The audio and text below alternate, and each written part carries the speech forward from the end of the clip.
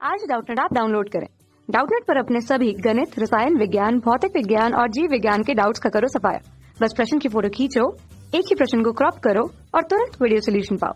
अभी डाउनलोड करें। नमस्कार दोस्तों, दिया गया प्रश्न है, पृथक्कन दिया गया है कि दो सदिश हो लेकिन परिमाण में समान पर दिशा कैसी हो, भिन्न भिन्न हो, और कारण ये दिया गया है कि सदिश राशियों की कोई विशिष्ट दिशा नहीं होती। ठीक है, और विकल्प हमारे पास में है कि पृथक्कन और दूसरा क्या है दोस्तों, कारण है। तो पृथक्कन और कारण दोनों ही सही है, और कारण जो है वो पृथक्कन का सही स्पष्टीकरण देता है। दूसरा, पृथक्कन और कारण दोनों ही सही है किंतु कारण जो है पृथक्कन का सही स्पष्टीकरण नहीं देता है।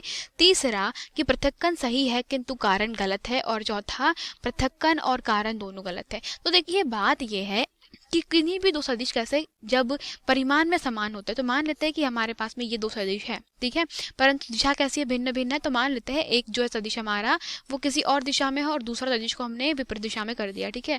तो ये सदिश हमारे पास में, तो ये सदिश ए है और ये सदिश मान लेते हैं कि बी है। तो ए और बी अगर परिमाण में बराबर है, ठीक है, तो परिमाण में बराबर है तो क्या हो जाएगा हमारे पास में कि चलो माना कि वेक्टर ए का परिमाण बराबर से वेक्टर बी का परिमाण है, परंतु दिशा कैसी है, विपरीत है। तो कभी भी वेक्टर ए और वेक्टर बी आपस में बराबर नहीं होते।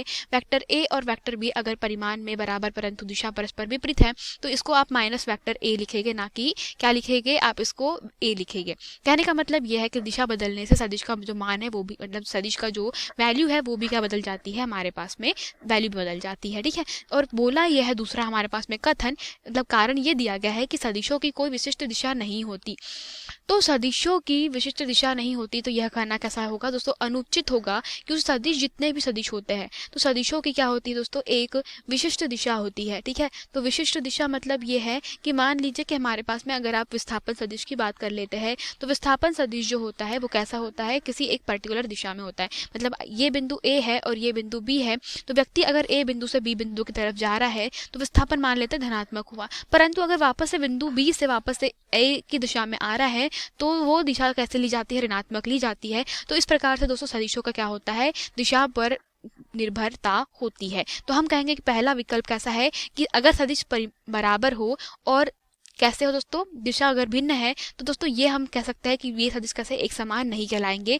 तो हम कहेंगे पहला कथन कैसा हो जाएगा, असत्य हो जाएगा, क्योंकि परिमाण में बराबर रहे चाहे कुछ भी हो जाए लेकिन अगर दिशा अलग अलग है तो वो सदिश समान नहीं हो सकते और सदिशों की कोई विशिष्ट दिशा नहीं होती। तो ये कथन भी कैसा है, असत्य प्रकार का है। अतः हम कहेंगे कि हमारे दोनों ही विकल्प कैसे है, गलत है। मतलब विकल्प क्रमांक 4 जो है वही प्रश्न का सही उत्तर हो जाएगा। धन्यवाद।